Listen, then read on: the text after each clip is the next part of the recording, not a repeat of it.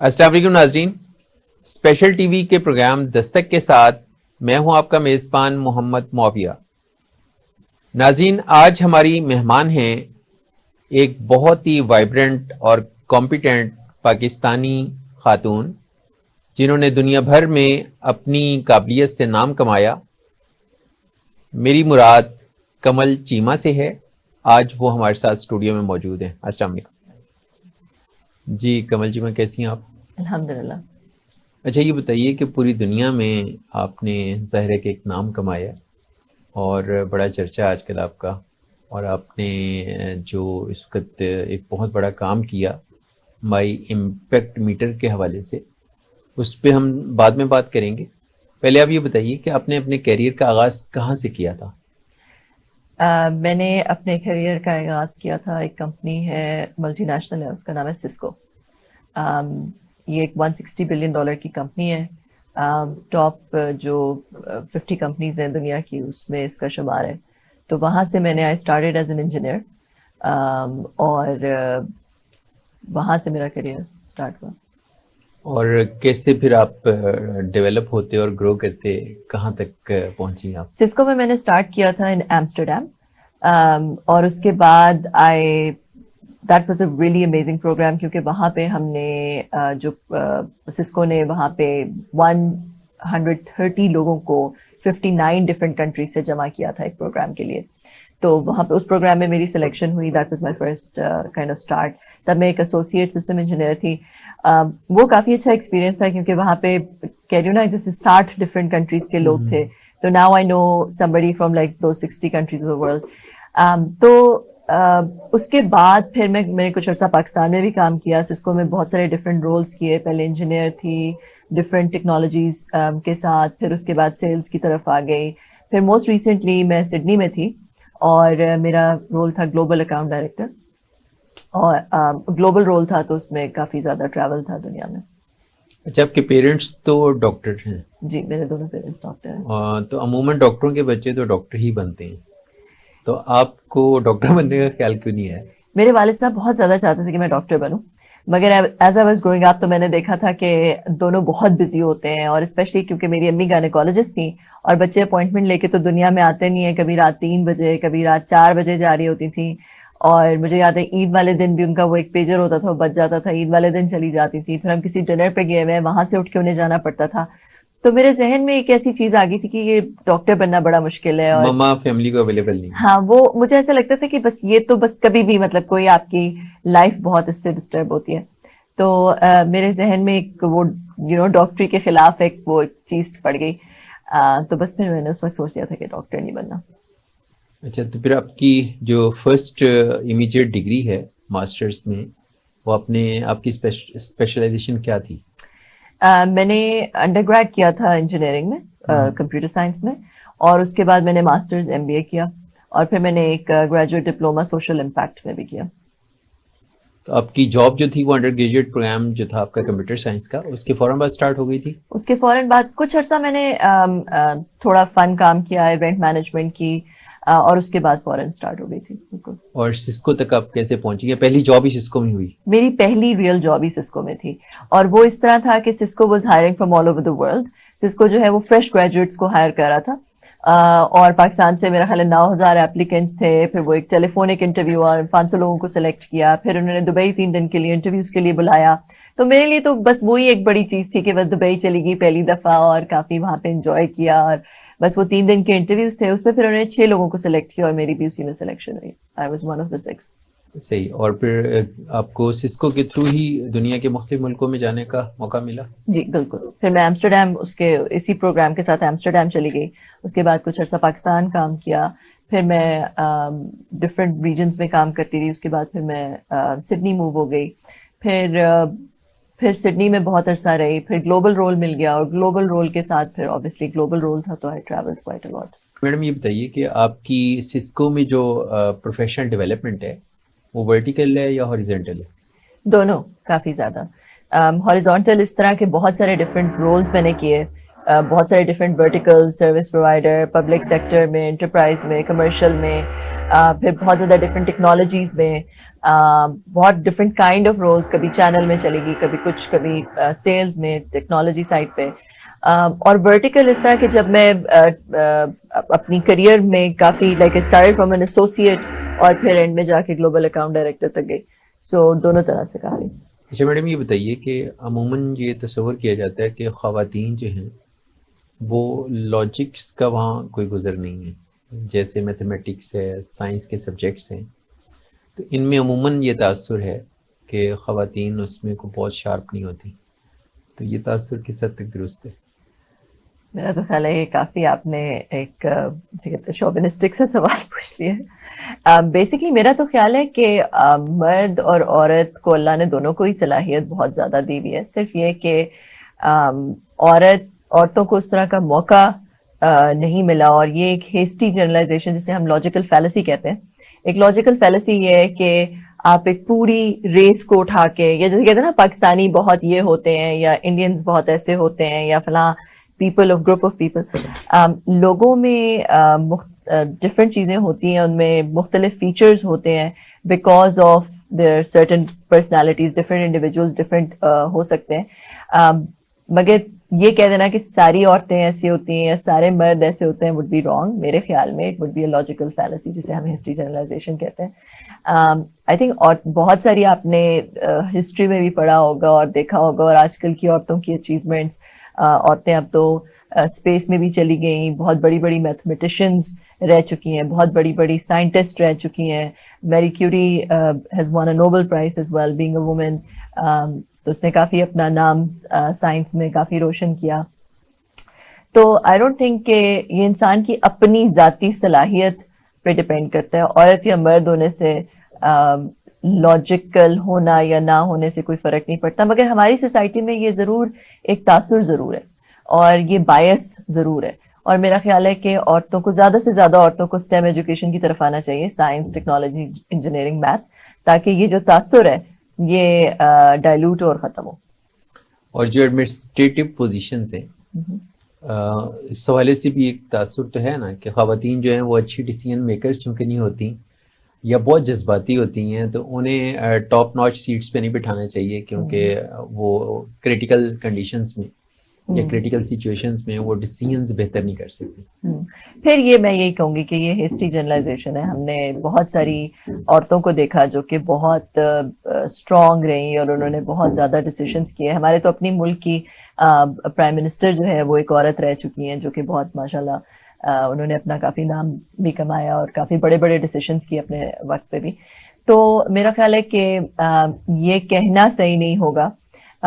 بے شک اگر آپ جنرلی، جیسے میں نے کہا کہ آپ کسی ایک پورے عورتوں کو ایک باکس میں نہیں ڈالا جا سکتا، اسی طرح سملرلی مردوں کو بھی کسی باکس میں نہیں ڈالا جا سکتا. ہر بندہ ڈفرینٹ ہوتا ہے. ڈفرینسز جینڈر کی وجہ سے کم اور انسان کی اپنی پرسنالٹی اور اپ برنگنگ اور انوائرمنٹ کی وجہ سے زیادہ ہوتے ہیں. عورتوں کو موقع بہت کم ملے، عورتوں کی ایجوکیشن اس طرح کی نہیں رہی، عورتوں کا ایکسپوجر اس طرح کا نہیں رہا ہسٹوریکلی، جس کی وجہ سے ہم زیادہ عورتوں کا نام نہیں دیکھتے اس طرح کی فیٹس اکمپلش کرتے ہوئے. کم عورتوں کا نام ہے سمپلی بیکاز ہمارے معاشرے میں، ہسٹری میں عورتوں کو موقع بہت کم ملے.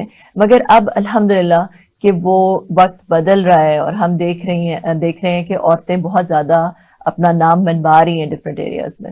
سسکو میں جاب کرتے ہوئے کبھی آپ کو یہ فیل ہوا کہ خواتین کو ترقی نہیں دی جا رہی یا کوئی ایسا بائسنس ہے ان کے ساتھ؟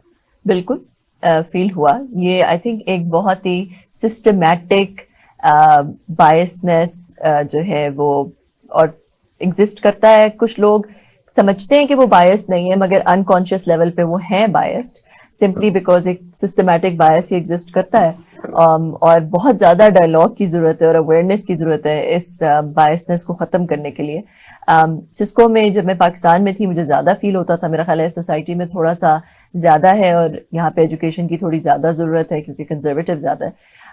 مگر باہر بھی فیل آئی تھنک کہ یہ پوری دنیا میں ہی جو ہے یہ ایک چیز ایگزسٹ کرتی ہے اور اس کو آہستہ آہستہ اب ڈائلاگ آ رہا ہے جو کہ اس کو ختم کر رہے. بٹ ہیونگ سیڈ دیٹ میں یہ بھی نہیں انڈورس کرتی کہ آدمی اور مرد بالکل ایک جیسے بھی ہوتے ہیں. عورتیں جو ہے وہ ان کے کچھ اللہ نے ان کو کچھ ایریاز میں زیادہ سبقت دی ہے اور مردوں کو کچھ ایریاز میں زیادہ سبقت دی ہے, اور دونوں ایکول ہیں but they are not the same. So I think کہ ایکوالٹی, مگر جہاں تک انٹیلیجنس آتی ہے, جہاں تک قوت فیصلہ آتا ہے, وہ میرا نہیں خیال کہ اس میں کوئی بہت زیادہ فرق ہے کہ عورتوں کو لیڈرشپ پوزیشنز میں نہ لایا جائے.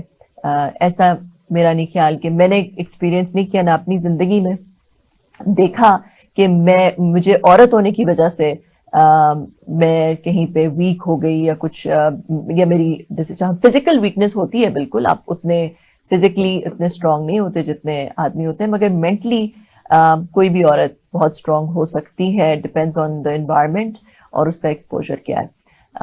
مگر پھر بھی یہ بایس ایگزسٹ ضرور کرتا ہے اور مجھے آج تک نظر آتا ہے. اب لیڈرشپ پوزیشن میں آ کے, سی ای او بن کے, بہت ساری اور لیڈرشپ پوزیشنز کو بھی لینے کے بعد بھی یہ چیز فیل ہوتی ہے. اچھا, سسکو میں ظاہر ہے کہ ملٹی کلچرل اور ملٹی ایتھنک ایک انوائرمنٹ کریٹ ہو جاتا ہے جب پوری دنیا سے لوگ آ رہے ہوتے ہیں.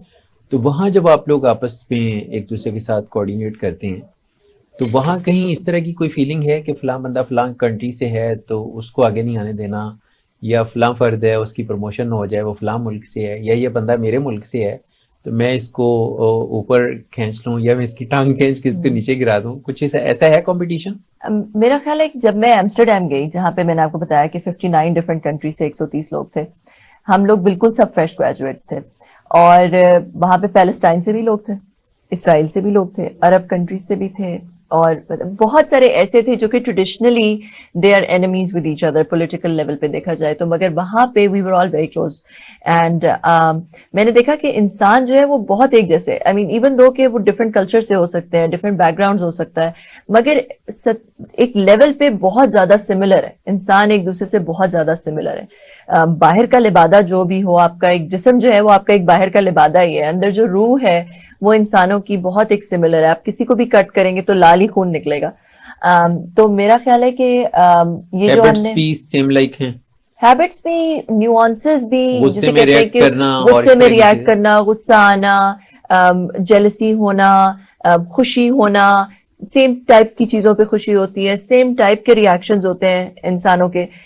جو ڈفرینسز ہوتے ہیں وہ انڈیویجول لیول پہ زیادہ ہوتے ہیں because of certain individual traits, مگر ایک کلچر کی وجہ سے, ایک جینڈر کی وجہ سے اتنے ڈفرینسز نہیں ہوتے جتنے ہم سمجھتے ہیں کہ ہیں. اچھا, جب بہت ساری اقوام کے لوگ ایک جگہ ہیں اور ایک ہیلدی کمپٹیشن ہے تو آپ پاکستانیوں کو وہاں کس گریڈ پہ کھڑا دیکھتی ہیں؟ کیا کمپٹیشن میں وہ کہیں پیچھے ہیں یا زیادہ ذہین ہیں اور لوگوں سے زیادہ شارپ ہیں, آگے؟ میں نے یہ دیکھا ہے کہ پاکستانی جنرلی بہت زیادہ ٹیلنٹڈ, بہت ٹیلنٹڈ ہے, اور اٹ ریئلی ڈپینڈس کہ ان کا پیچھے ایکسپوجر کیا ہے. اگر ان کی ایجوکیشن اچھی ہے تو پاکستانی ہر فیلڈ کے اندر آرام سے لیڈ کر سکتے ہیں. ایسا نہیں ہے کہ ایک قومی لیول پہ وہ ڈم نہیں ہے یا قومی لیول پہ وہ کسی سے کم نہیں ہے. وہ بہت اللہ نے ہمیں شارپ برین دیا ہے اور ہمیں بہت ٹیلنٹ دیا ہے. میرا خیال ہے کہ پاکستانی, آپ نے جیسے کہا کہ میں پہلے ہی آپ کو جیسے کہہ رہی تھی کہ میں ہیسٹی جنرلائزیشن سے ہٹتی ہوں. میں یہ نہیں کہتی کہ انڈین سارے اس طرح کے ہوتے ہیں, پاکستانی سارے اس طرح کے ہوتے ہیں, امریکن سارے اس طرح کے ہوتے ہیں, کیونکہ میں نے جیسے کہا کہ انڈیویجول لیول پہ انسان میں ڈفرینسز ہوتے ہیں, مگر ایک قومی لیول پہ اور ایک جینڈر لیول پہ بہت اتنا کہ بکٹ بنا دینا میرا خیال ہے صحیح نہیں ہے. مگر اگر میں بہت ہی جنرل دیکھوں, بہت ہی ہائی لیول دیکھوں, تو مجھے جو فیل ہوتا ہے وہ یہ فیل ہوتا ہے کہ پاکستانیوں میں بہت کریج ہوتا ہے, کانفیڈینس بھی ہوتا ہے. پاکستانی جو ہے وہ رسک ٹیکرز بھی ہوتے ہیں, ایڈونچرس بھی ہوتے ہیں. ہم تھوڑے زیادہ منہ پھٹ بھی ہوتے ہیں, اور ہم تھوڑے جذباتی بھی زیادہ ہوتے ہیں میرا خیال ہے. اور جسے کہتے ہیں نا غصہ اور اپنی ایگو اور وہ ساری چیزیں بھی پاکستانیوں میں تھوڑی سی زیادہ ہوتی ہیں, جو کہ تھوڑے اس طرح کے ٹریٹس ہیں. پھر اگین بندے پہ بھی کافی فرق پڑتا ہے, انڈیویجول لیول ڈفرینسز ہوتے ہیں. بٹ میرا یہ خیال ہے کہ جو جنرلی کہا جاتا ہے نا کہ پاکستانی ایک دوسرے کی ٹانگ کھینچتے ہیں اور انڈینز ایک دوسرے کو اوپر کرتے ہیں, بہت ہی ہائی لیول پہ شاید ٹرو ہو, مگر انڈیویجول لیول پہ میں نے تو بہت سارے پاکستانی اپنے کریئر میں دیکھے ہیں جنہوں نے میری بہت ہیلپ کی ہے, جنہوں نے مجھے بہت آگے کیا ہے, اور بہت سارے ایسے بھی پاکستانی دیکھے ہیں جنہوں نے نہیں کی, جو کہ بالکل اپوزٹ تھے. بہت سارے ایسے امریکن دیکھے ہیں جنہوں نے بہت ہیلپ کی ہے, بہت سارے آسٹریلینز نے بہت ہیلپ. میں یہ نہیں کہہ سکتی کہ یہ والی جو نیشنلٹی ہے اس نے میری بہت ہیلپ کی ہے, یہ اس نیشنلٹی نے ہمیشہ مجھے دھوکہ دیا, میں ایسے نہیں کہہ سکتی, بندے بندے پہ ڈپینڈ کیا. سسکو میں آپ کی کون سی کی پوزیشنز یا لیڈنگ پوزیشنز رہی جن پہ آپ نے کام کیا؟ کافی ساری رہی, ٹیکنیکل سائڈ پہ بھی, اور اس کے بعد میں ایک جب زیادہ آگے لیڈرشپ پوزیشنز میں گئی تو سیلز سائڈ پہ چلی گئی, مارکیٹنگ اور سیلز سائڈ پہ چلی گئی, اور وہاں پہ پھر میں گلوبل اکاؤنٹ ڈائریکٹر تک چلی گئی, جس میں میرے پاس گلوبل اکاؤنٹس تھے, کچھ جو سسکو کے کافی اسٹریٹجک اکاؤنٹس ہوتے ہیں ان کو میں دیکھ رہی تھی. اچھا, ٹریولنگ کا موقع بھی ظاہر آپ کو ملا ہوگا اسی دوران؟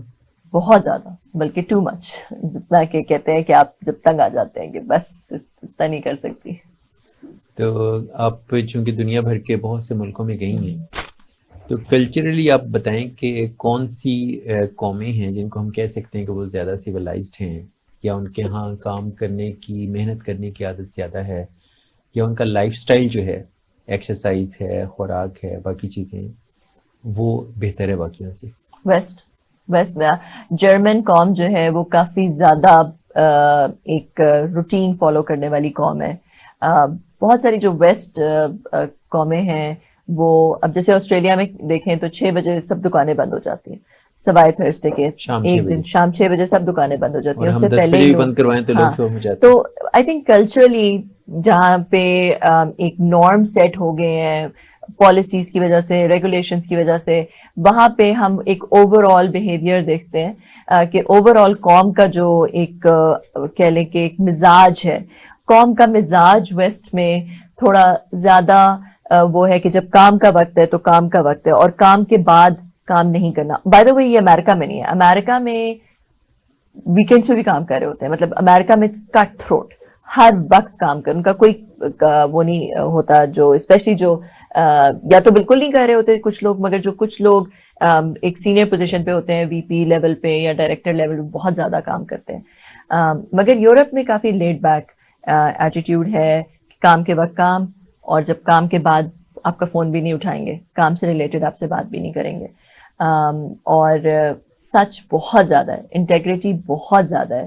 یہ نہیں کہیں گے, اگر وہ بیمار نہیں ہے تو یہ نہیں کہیں گے ہم بیمار ہیں, اور وہ آپ فون کر کے کہہ دیں جی, جو یہاں پہ اکثر میں نے دیکھا ہے یہاں پہ کلچر ہوتا ہے کہ بالکل لاسٹ منٹ پہ جو ہے وہ لوگ آفس نہیں آ رہے یا لیٹ آ رہے ہیں کچھ. ناظرین, یہاں وقت ہوا ایک بریک کا, بریک کے بعد ہم گفتگو کے سلسلے کو آگے بڑھائیں گے, ہمارے ساتھ رہیے.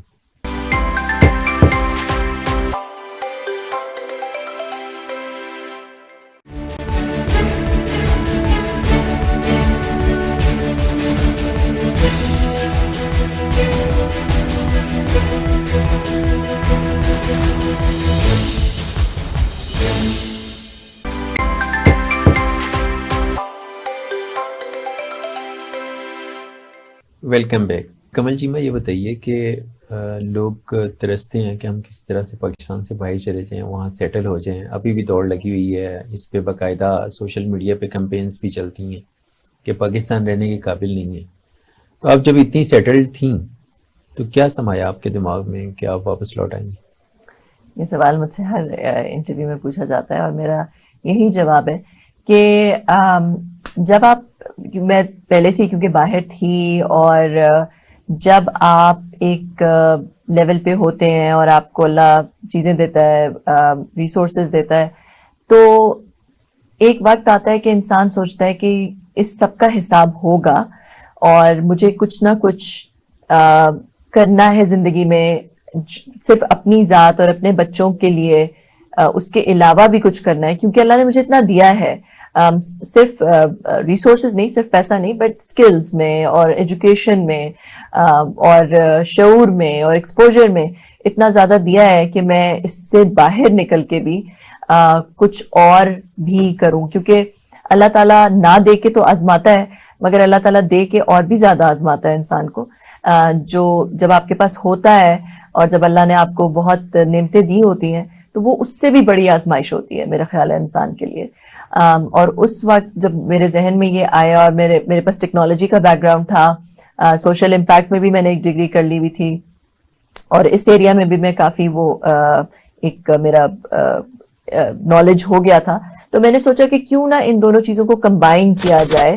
اور سب سے زیادہ کیونکہ مجھے لگا کہ میں پاکستانی ہوں اور غربت پاکستان میں ہے, تو کیوں نہ میں ان دونوں چیزوں کو کمبائن کر کے کوئی ایسی چیز بناؤں جو کہ اس چیز کو, سوشل ایشوز کو, سوشل پرابلمس کو, پاورٹی کو ایک اچھے طریقے سے ٹیکل کر سکے. تو دیٹ واز دا ریزن کہ میں پاکستان واپس آئی. تو گھر سے مخالفت نہیں ہوئی؟ شروع میں ہوئی تھوڑی بہت, میرے پیرنٹس کی طرف سے ہوئی, میرے والد صاحب کی طرف سے کافی مخالفت ہوئی شروع میں. ہسبینڈ کی طرف سے بہت زیادہ اس لیے نہیں ہوئی کیونکہ husband is the only son and his parents were ageing, تو ان کے وہ بھی واپس اپنے ماں باپ کی وجہ سے ان کو تھا کہ کیونکہ وہ اکلوتے بیٹے ہیں. تو مگر الحمدللہ آہستہ آہستہ اللہ نے سارے راستے کھول دیے اور ساری مخالفت جو تھی وہ الحمدللہ کہ اس میں مجھے کوئی مسئلہ نہیں ہوا, آرام سے میں آگے.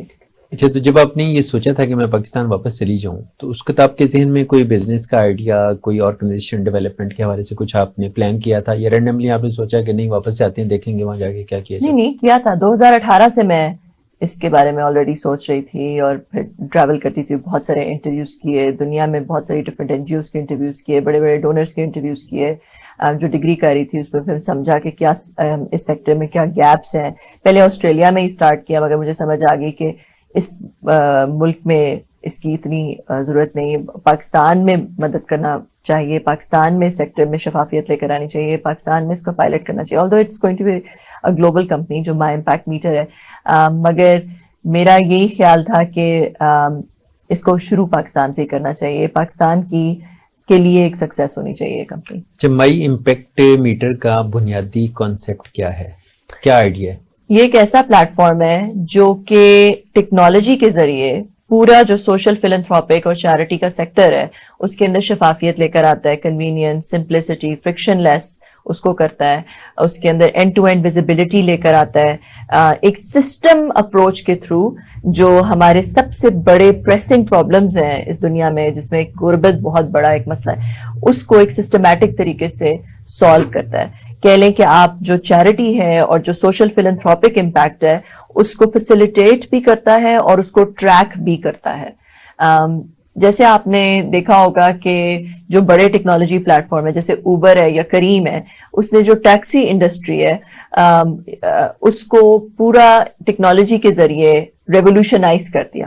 ٹھیک ہے, اسی طرح ایئر بی این بی نے ہاسپٹیلٹی انڈسٹری کو ٹیکنالوجی کے ذریعے ریولیوشنائز کر دیا. جب بھی آپ ٹیکنالوجی کسی بھی انڈسٹری کے یا کسی بھی سیکٹر کے اندر لے کر آتے ہیں تو آپ اس میں سیفٹی لے آتے ہیں, آپ اس میں بہت زیادہ کنوینئنس اور سمپلسٹی لے آتے ہیں, آپ اس کو بہت آسان کر دیتے ہیں, ٹرانسپیرنٹ بنا دیتے ہیں, ویزیبلٹی لے آتے ہیں, ٹریسیبلٹی لے آتے ہیں, ٹریکیبلٹی لے آتے ہیں. تو اسی طرح مجھے یہ لگا کہ سوشل فلنتھروپک امپیکٹ اور جو چیریٹی والا یہ والا جو سیکٹر ہے اس کو بہت زیادہ ضرورت ہے ٹیکنالوجی کی, اس کے اندر شفافیت اور سمپلسٹی لانے کے لیے. اچھا, اس میں تھوڑا سا اس کو اگر ہم سمپلیفائی کریں جنرل پبلک کے لیے, تو آپ نے جو NGOs ہیں جو بیسیکلی اس سیکٹر میں کام کرتی ہیں ان کو ایک پلیٹ فارم پہ اکٹھا کیا جی, اور پبلک کو ایکسیس دیا ہے کہ اگر کوئی ڈونیٹ کرنا چاہتا ہے تو وہ انہیں ڈونیٹ کرے, یا اینڈ یوزر تک کوئی چیز پہنچانا چاہتا ہے تو وہ یہاں سے ایکسیس کر سکتا ہے. اس کو تھوڑا سا ایکسپلین کر دیں. ہم نے ایک پلیٹ فارم کے اوپر NGOs کو اکٹھا کر دیا, کائنڈ آف کہہ لیں مال آف NGOs پبلک کے لیے ایک بنا دیا کہ ایک ہی جگہ پہ آ کے ساری NGOs کو وہ ڈونیٹ کر سکتے ہیں. اس میں ہم اور بہت ساری چیزیں کر رہے ہیں, یہ تو ابھی پہلا ایک اس کا ورژن ہے. NGOs کے جو کازز ہیں ان کو ہم ایک سسٹمیٹک طریقے سے لے کے چلنا چاہتے ہیں, NGOs کو آپس میں کولیبریشن کی طرف لے کے جانا چاہتے ہیں, NGOs کو ہم ایک پورا فنڈ مینجمنٹ سسٹم, ایک customer management, donor management system provide کرتے ہیں. تو وہ NGOs کی طرف ہم کافی زیادہ کام کر رہے ہیں. ڈونر جو ہے ڈونر کی طرف ہم یہ چاہتے ہیں کہ ڈونر کو پورا ایک تو نظر آئے اس کے پیسے کہاں جا رہے ہیں, پورا ایک ٹریسیبلٹی ہو پیسوں کی, ساری آپشنز ایک جگہ پہ اویلیبل ہوں.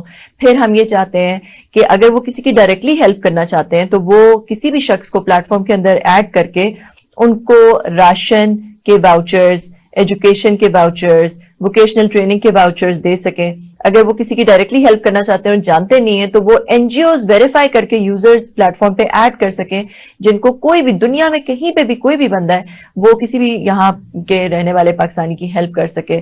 پھر ہم سوشل میڈیا ایک کریٹ کرنا چاہتے ہیں کہ جو ڈونرز ہیں وہ آپس میں ایک دوسرے کا امپیکٹ دیکھ کے ایک دوسرے سے انسپائر ہو سکیں. ہم نے اس کو گیمیفائی بھی کر دیا کہ جب ڈونر کوئی بھی امپیکٹ کریٹ کرتا ہے اس کو امپیکٹ کریڈٹس ملتے ہیں. ان امپیکٹ کریڈٹس کی ہم کل کو سیکنڈری مارکیٹس بھی کریٹ کریں گے. اور ہم یہ چاہتے ہیں کہ وہ ایک گیمیفیکیشن کی طرف آئیں کہ وہ زیادہ سے زیادہ امپیکٹ کریڈٹس ارن کرنے کی کوشش کریں. ان کے لیولز انکریز ہوتے ہیں, ان کو بیجز ملتے ہیں نیکسٹ لیول پہ جانے کے, وہ شیئربل ہے سوشل میڈیا پہ بھی. کوئی اس کو پرائیویٹ کرنا چاہتا ہے تو بالکل پرائیویٹ بھی کر سکتا ہے, کیونکہ بہت سارے لوگ جو ہے وہ ایک انونیمس چیریٹی کرنے کو ترجیح دیتے ہیں. اور پھر ہم یہ چاہتے ہیں کہ یہ جو ساری ایک ڈونر ہے اس کی جو ایک پوری سکسیس ہے. آج دیکھیں آپ جو گڈ کرتے ہیں دنیا میں, جو آپ اچھا کام کرتے ہیں, جو آپ سوشل امپیکٹ کریٹ کرتے ہیں, اس کی کوئی میجر آف سکسیس نہیں ہے. آپ کی کامیابی جو ہے وہ میجر ہوتی ہے کہ آپ کے پاس کتنا پیسہ ہے, آپ کی نیٹ ورتھ کیا ہے, آپ کے پاس ڈگریز کیا ہیں, آپ کے ٹائٹلز کیا ہیں, مگر اس سے آپ کی سکسیس میجر نہیں ہوتی کہ آپ نے دنیا میں کیا اچھا کام کیا. تو ہم یہ ایک نیا میجر آف سکسیس کریٹ کر رہے ہیں انسانیت کے لیے کہ جس میں ان کی جو وہ اچھائی کر کے جا رہے ہیں, جو وہ دنیا میں اچھا کر رہے ہیں, اس میں بھی ان کی ایک سکسیس کا میجرمنٹ آئے, ایک انڈیویجول لیول پہ بھی, پھر ہم اس کو ایک کمپنی لیول پہ بھی لے کے جائیں گے, کنٹری لیول پہ بھی لے کے جائیں گے, تاکہ کنٹریز اور کمپنیز بھی جو اچھا کر رہی ہیں اس میں بھی ان کی ایک سکسیس, ان کا ایک نیٹ امپیکٹ ورتھ بھی ہو, کمپنیز کا ایک امپیکٹ انڈیکس بھی ہو. تو یہ چیز ہم نے ایک ہی پلیٹ فارم کے اندر پورا اس کو ایک سپر ایپ بنا دیا ہے, سپر پلیٹ فارم بنا دیا ہے for charity and social philanthropic impact. اچھا, اگر میں کسی بچے کی فیس کسی شہر میں دینا چاہ رہا ہوں تو میں آپ کے پلیٹ فارم کے تھرو, آپ کی ایپ کے تھرو ڈائریکٹ ایکسیس کر سکتا ہوں اس اسکول کو. اس کو تھوڑا سا آپ کھولیں گے اس آئیڈیا کو, کیسے ہم ہیلپ کریں گے ڈائریکٹ کسی کی؟ تو اگر آپ کسی بچے کی اسکول فی دینا چاہ رہے ہیں, وہ بھی ہم بالکل لانچ کرنے لگے ہیں. ہمارا ایم او یو ہو چکا ہے الائڈ اسکولس کے ساتھ, ایفا اسکولس کے ساتھ, اسپرٹ اسکولس کے ساتھ, پورے پاکستان میں تو کوریج ہو جائے گی. اب ہم ایجوکیٹر سے بھی بات کر رہے ہیں, ان کے ساتھ بھی ہم انشاءاللہ غزالی ایجوکیشن ٹرسٹ کے بھی اسکولس ہیں.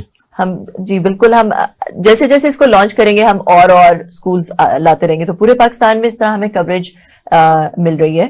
تو ہم کیا کہتے ہیں کہ آپ اگر آپ کسی بچے کو جانتے ہیں, آپ اس بچے کو خود ایڈ کر دیں, اور اس کی جو ہے وہ کوئی بھی اسکول چین سلیکٹ کر کے, آپ اسپرٹ اسکولس میں جانا چاہتے ہیں, پنجاب گروپ آف کالجز, آپ الائڈ اسکول میں جانا چاہتے ہیں, وہ آپ سلیکٹ کریں. آپ کو ایگزیکٹ اسکول سلیکٹ کرنے کی ضرورت نہیں ہے, کیونکہ آپ کو نہیں پتا, آپ ہو سکتا ہے امریکہ میں رہتے ہیں, آپ کو نہیں پتا وہ کہاں پہ رہتا ہے. آپ بس وہ چین کا نام سلیکٹ کر لیں اور آپ اس کی فیس پے کر دیں. وہ بچہ جائے گا, اس بچے کے پاس ضروری نہیں کہ اس کے ماں باپ کے پاس کوئی اسمارٹ فون ہو, کوئی بھی فیچر فون ہو, کوئی بھی ایک فیچر فون سمپل سا ہو, اس کے اوپر ایک ٹریکنگ آئی ڈی آ جائے گا.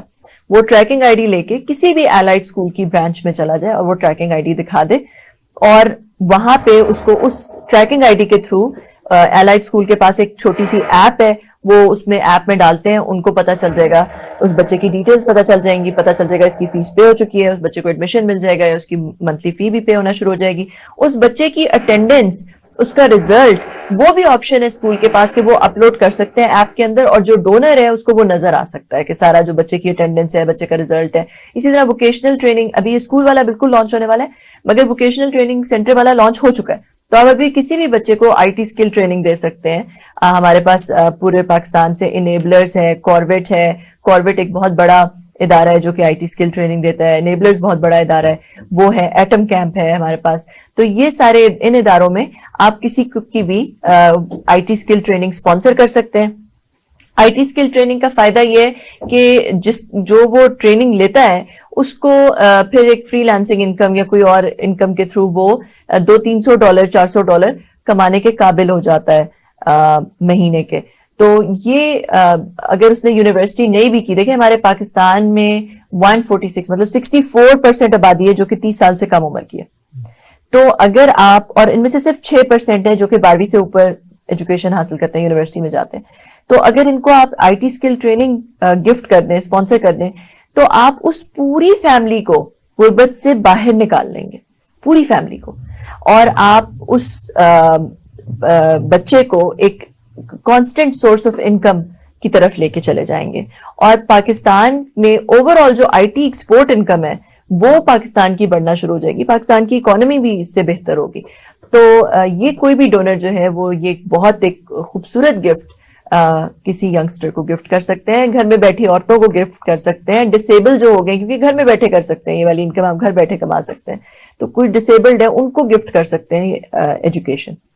اچھا, آئی ٹی کے حوالے سے چونکہ آپ نے ایک طویل عرصہ اس انڈسٹری میں کام کیا, تو پاکستان کے اندر آپ کا کوئی ایسا ارادہ ہے کہ آپ کچھ اوورسیز کو اپنے ساتھ ملائیں اور پاکستان میں کچھ کوالٹی کے ایسے انسٹیٹیوشنز ڈیولپ کریں جو انٹرنیشنل لیول کے لیے ہمارے بچوں کو تیار کریں؟ دیکھیں, جہاں تک آئی ٹی اسکلز کی بات ہے, ہمارے پاس بہت اچھے انسٹیٹیوٹس ہیں. میں نے آپ کو کاربٹ کی بات کی, کاربٹ نے 4-5 لوگوں کو آلریڈی ٹرین کر چکے ہیں. اگر آپ مڈل ایسٹ میں جائیں, دبئی میں جائیں, اگر پاکستان سے کوئی انجینئر آیا ہوا ہے, کوئی سسکو کا انجینئر, تو آپ کو پتا ہے کہ کاربٹ سے ہی آیا ہوگا. تو اس طرح کے انسٹیٹیوٹس ہیں. میرا جو پلیٹ فارم ہے وہ اس طرح کے انسٹیٹیوٹس کو کنیکٹ کرتا ہے, ٹھیک ہے. انیبلرز ہے, کاربٹ ہے, بہت سارے اور انسٹیٹیوٹس ہیں, اور میں جو اسٹوڈینٹس ان کی فی افورڈ نہیں کر سکتے ان کو آپ اسپانسر, وہ آپ ان کو اسپانسر کرنے کے لیے ایک پلیٹ فارم ڈیولپ کیا ہے کہ ہم نے سب کو کنیکٹ کر دیے, ان انسٹیٹیوٹس کو بھی کنیکٹ کر دیے, این جی اوز کو بھی کنیکٹ کر دیے, ڈونرز کو بھی کنیکٹ کر دیے. وہ جو بچے ہیں وہ این جی اوز بھی ڈھونڈ کے اس پلیٹ فارم کے اندر ڈالتی ہیں. ایون یہ جو ایجوکیشن پرووائڈ کرتے ہیں ان کے پاس بھی کوئی بچہ آتا ہے, فی نہیں دے سکتا, وہ بھی اس پلیٹ فارم میں ڈال سکتے ہیں تاکہ اس بچے کو بھی کوئی اسپانسر کر سکے. تو ہم نے ایک ایسا فیسیلیٹیشن پلیٹ فارم بنا دیا ٹیکنالوجی کی مدد سے جو کہ ان سارے سیکٹرز کو آپس میں کنیکٹ کر دے. اور جو فلنتھراپسٹ ہیں یا ڈونرز ہیں پوری دنیا سے, وہ اگر فنڈنگ کرنا چاہتے ہیں, ڈونیٹ کرنا چاہتے ہیں, تو وہ کسی فرد کو انڈیویجلی بھی دے سکتے ہیں جی, اور کسی این جی او کو بھی ڈائریکٹلی دے سکتے ہیں. بالکل. اچھا, اب تک کتنی این جی اوز ہیں جو آپ اس کے تھرو اپنے ساتھ ایسوسیٹ کر چکی ہیں؟ بہت ساری این جی اوز ہیں. کچھ این جی اوز نے ہماری کچھ بڑی این جی اوز نے شروع میں ہماری بہت مدد کی. الخدمت ہے جیسے ہماری بہت شروع میں مدد کی, جب ان کا فلڈ ریلیف ہو رہا تھا ہم نے ان کے ساتھ اپنی انٹرنیشنل پیمنٹ گیٹ وے کو ٹیسٹ کیا, انہوں نے ہماری انٹرنیشنل پیمنٹ گیٹ وے کو یوز کیا. تو ہمارے پاس کافی ساری این جی اوز ہیں بھائی, الخدمت ہے, اللہ والے ٹرسٹ ہے, سہارا ٹرسٹ ہے, دسترس فاؤنڈیشن ہے, ملین اسمائلز فاؤنڈیشن ہے, ٹرانسپیرنٹ ہینڈز ہے, بہت ساری اور این جی اوز ہیں, اور این جی اوز آتی جا رہی ہیں. تو بہت ساری اور این جی اوز, ابھی 20 اور این جی اوز کے ساتھ ہم سیشنز کر رہے ہیں, وہ آ جائیں گی. تو ہمارا گول یہ ہے کہ انشاءاللہ اس سال کے اینڈ تک, اگلے سال تک ہمارے پاس 100-200 این جی اوز اس پلیٹ فارم پہ اویلیبل ہوں. اچھا, این جی اوز اپنی انڈیویجول کمپین اور اپنی انڈیویجول ورکنگ بھی جاری رکھیں گی اور آپ کے پلیٹ فارم کے تھرو بھی وہ مل کے بھی گرو اور ڈیولپ ہو سکتے ہیں. اور ہمارے پلیٹ فارم پہ بھی آپ کسی این جی او کو اس طرح ڈائریکٹ پیسے نہیں دیتے, وہ اپنے کازز ڈالتے ہیں, اپنے کیمپینز ڈالتے ہیں, اپنے پیکیجز ڈالتے ہیں, تاکہ آپ کو پتا ہو کہ آپ کس چیز میں پیسے دے رہے ہیں. تو آپ کسی بھی این جی او کے جا کے کیمپین دیکھ سکتے ہیں, آپ کو جو کیمپین, جو کاز اچھا لگ رہا ہے, جو گولز ان کے اچھے لگ رہے ہیں, اس پہ آپ ڈونیٹ کر سکتے ہیں. اچھا, آپ نے تھوڑی دیر پہلے یہ بتایا تھا کہ ہم چاہ رہے ہیں کہ جو این جی اوز ہیں وہ آپس میں ایک دوسرے کے لیے سپورٹیو ہوں اور کچھ کامن کازز پہ مل کے کام کریں. بالکل. تو کیا اس حوالے سے آپ سمجھتی ہیں کہ ہماری این جی اوز کے اندر چونکہ ایک کمپٹیشن کی فضا ہوتی ہے تو وہ اس طرح سے کولیبریشن پہ تیار اور مائل نظر آتے ہیں؟ ہماری این جی اوز میں ایسے لوگ ہیں جنہوں نے اپنی پوری زندگی ڈیڈیکیٹ کر دی ہوئی ہے لوگوں کی مدد کرنے میں. اور میں بالکل پہلے جب سوچتی تھی تو مجھے یہ ایک ملتا تھا, لوگ کہتے تھے جی این جی اوز ایسی ہیں ویسی ہیں, پیسہ نکال لیتی ہیں, بہت باتیں ہوتی تھی. مگر جب میں ایکچولی سیکٹر میں آئی اور میں این جی او سے ملی تو مجھے اپنا آپ اتنا چھوٹا لگا ان لوگوں کے سامنے جو یہ اپنی پوری زندگیاں وہ صرف دوسرے لوگوں کی مدد کرنے میں خرچ کر دیتے ہیں. بہت سارے لوگ مجھے ایسے الخدمت میں ملے, فاؤنٹین ہیڈ میں ملے, اور بہت ساری این جی اوز میں ملے جن سے میں اتنا امپریس ہوئی. تو میرا خیال ہے کہ جو بیسک جذبہ ہے ان کے اندر, زیادہ تر کے اندر, دیکھیں سارے, میں نے جیسے کہا کہ ہسٹری جنرلائزیشن میں کبھی بھی نہیں کرتی, سارے لوگ ایک جیسے نہیں ہوتے, 5 انگلیاں برابر نہیں ہوتی, مگر جو زیادہ تر میں نے جذبہ دیکھا جو این جی اوز میں جو لوگ کام کرتے ہیں, جینوئنلی کام کرتے ہیں, جو اپنا سب کچھ لگاتے ہیں لوگوں کی مدد کرنے میں, اپنی زندگی سرو کرتے ہیں, ان کا بنیادی جو مقصد ہوتا ہے وہ ہوتا ہے لوگوں کی مدد کرنا. اور اس کے لیے وہ اگر ایک سسٹمیٹک طریقے سے ایسا پلیٹ فارم انہیں مل جائے کہ جس میں وہ یہ دیکھیں کہ ایکچولی وہ چیز اچیویبل ہے, شفاف طریقے سے اویلیبل ہے. کیونکہ دیکھیں جب یہ جو جس کو ہم کمپٹیشن کہتے ہیں وہ لیک آف ٹرسٹ بھی ہو سکتا ہے نا, کہ آپ کے پاس ایسا پلیٹ فارم نہیں ہے جہاں پہ آپ ایک شفاف طریقے سے کولیبوریٹ کر سکیں. تو ٹیکنالوجی کی مدد سے ہم ایک ایسا پلیٹ فارم پرووائڈ کر رہے ہیں جس میں این جی اوز ایک بہت ہی ویزیبل, ٹرانسپیرنٹ, ٹرسٹ وردی طریقے سے کولیبوریشن کر سکیں گی اور لوگوں کی, انسانیت کی مل کے خدمت کر سکیں گے. ایک سسٹمیٹک طریقے سے ہمارے ملک کے پرابلمز اور پھر ایونچولی دنیا کے پرابلمز کو ریزالو کر سکیں گے. ابھی دیکھیں غربت, اتنی ساری این جی اوز ہیں پھر بھی غربت ہے, غربت ابھی ختم نہیں ہوئی. تو ہم چاہتے ہیں کہ کوئی ایسی چیز ہو جس میں ایک سسٹمیٹک طریقے سے ایک پرابلم اٹھائیں, ایک کاز اٹھائیں اور اس کو ختم کرنے کی کوشش کریں. اچھا, کتنا عرصہ ہوا آپ کو یہ پلیٹ فارم ڈیولپ کی؟ ڈیولپمنٹ میں بہت ٹائم لگ گیا کیونکہ ایک ٹیکنالوجی پلیٹ فارم ہے اور بڑی ٹیم چاہیے تھی جو اس کو ڈیولپ کرے. 2.5 سال لگ گئے, 2.5-3 سال لگے جو صرف ڈیولپمنٹ میں. لانچ نہیں کیا, رمضان سے پہلے ہم نے اس کو پبلک میں پہلی دفعہ لانچ کیا. ٹھیک ہے. اور کتنے امپلائیز ہیں جو آپ کے ساتھ کام کر رہے ہیں؟ امپلائیز ابھی 20 ہیں, جو کہ 17 اس میں بالکل فل ٹائم ہے اور باقی جو ہے وہ رولنگ امپلائیز ہیں, انٹرنز آتے رہتے ہیں, کبھی 20 ہو جاتے ہیں, کبھی 24 ہو جاتے ہیں, اس طرح. اور آپ ان کی جو پروفیشنل ٹریننگ ہے ڈفرینٹ اسکلز کے حوالے سے وہ خود پرووائڈ کرتے ہیں آپ لوگ؟ دیکھیں یہ جو سارے امپلائیز ہیں ڈفرینٹ ایریاز میں, کچھ ڈیولپرز ہیں, کچھ مارکیٹنگ میں ہیں, کچھ جو یہ این جی اوز کے ساتھ پارٹنرشپس کرتے ہیں اس ایریا میں ہیں, کچھ کال سینٹر میں. تو یہ سارے کافی پڑھے لکھے لوگ ہیں جو کہ اچھی اچھی یونیورسٹیز سے پڑھ کر آئے ہیں, اور ساتھ ساتھ ان کی ڈیولپمنٹ جو کہ آن دا جاب وہ سیکھتے ہیں, اور پھر اگر کوئی نئی ٹیکنالوجی آئی اور تو ساتھ ساتھ ٹریننگز چلتی رہتی ہیں. ابھی ہمارے جو مارکیٹنگ کے جو اس کو لیڈ کر رہے ہیں سوشل میڈیا کو, انہوں نے ابھی یوٹیوب میں ایک کافی لمبی چوڑی ٹریننگ کی ہے.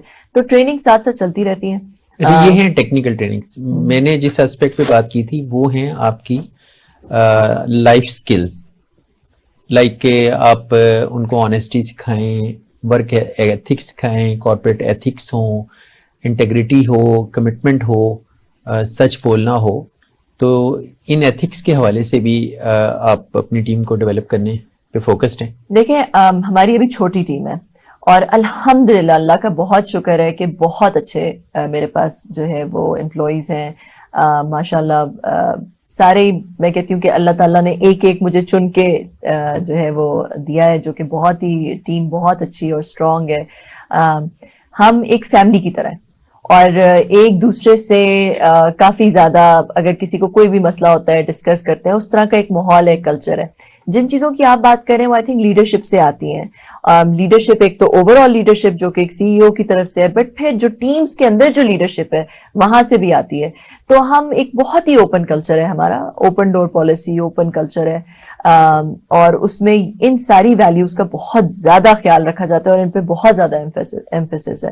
ہم نے ہماری ویب سائٹ پہ بھی, بلکہ اگر آپ جائیں myimpactmeter.com تو اس میں آپ جا کے دیکھیں گے کہ ہماری ویلیوز لسٹڈ ہیں, اور اس میں انٹیگریٹی ٹاپ ویلیو ہے ہماری, جو کہ ہم اپنے کلچر کے اندر بہت زیادہ اس کا خیال رکھتے ہیں. Thank you very much. ناظرین, ہمارے پروگرام کا وقت ختم ہوا. مجھے امید ہے کہ آپ کو ہمارا آج کا پروگرام پسند آیا ہوگا. اپنے فیڈ بیک سے ضرور آگاہ کیجیے گا. اپنے میزبان محمد معاویہ کو اجازت دیجیے. اللہ حافظ.